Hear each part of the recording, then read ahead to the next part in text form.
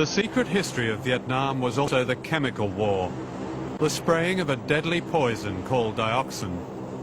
Its aim was to destroy the forests where the Viet Cong were, and it was confined to South Vietnam, which America had come to save. The spraying was called Operation Hades and was hardly reported at the time. And when it was changed to the friendlier Operation Ranch Hand, and the spraying continued. Dioxin is 1,000 times more powerful than thalidomide.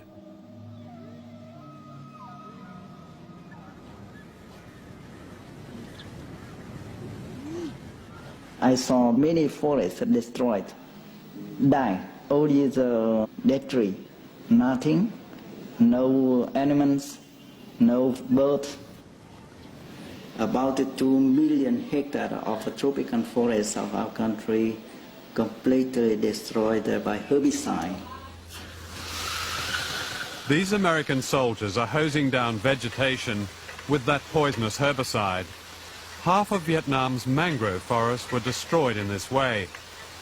In 1970, the US Senate was told, the United States has dumped on South Vietnam a quantity of toxic chemical amounting to 6 pounds for every man, woman and child.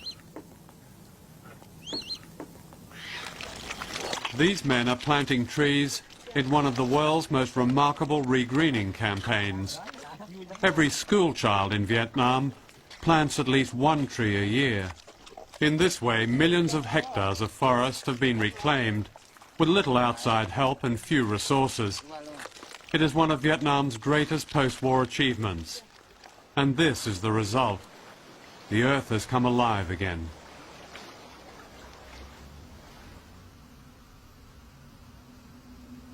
The human cost of the chemical war is all too evident.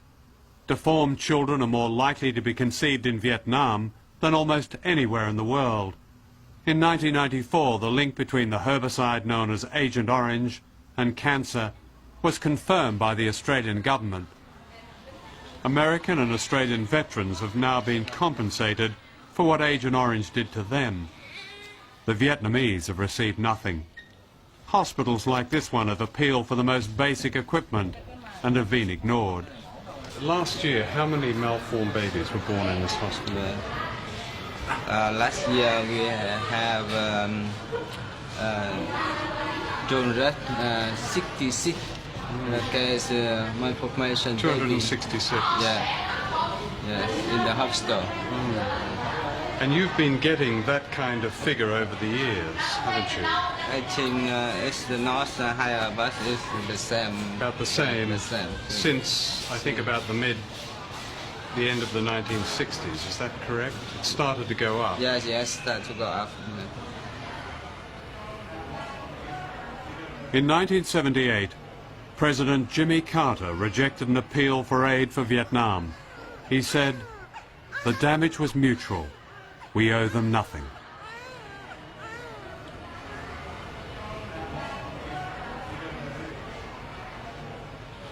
This is a copy of a top-secret letter drafted by American Secretary of State Henry Kissinger and signed by President Nixon on February the 1st, 1973. It was part of a deal negotiated by Kissinger with Hanoi in this building while the war was still going on. In exchange for a ceasefire, during which Nixon was to announce he'd achieved a great breakthrough, the Vietnamese were promised more than $3 billion.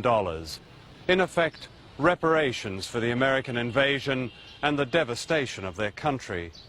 Not a penny of this was ever paid. Instead, the American trade embargo was only lifted by President Clinton last year, and then only after the Vietnamese were compelled to pay $140 million, the sum of war debts incurred by the American client regime in Saigon, which they defeated 20 years ago.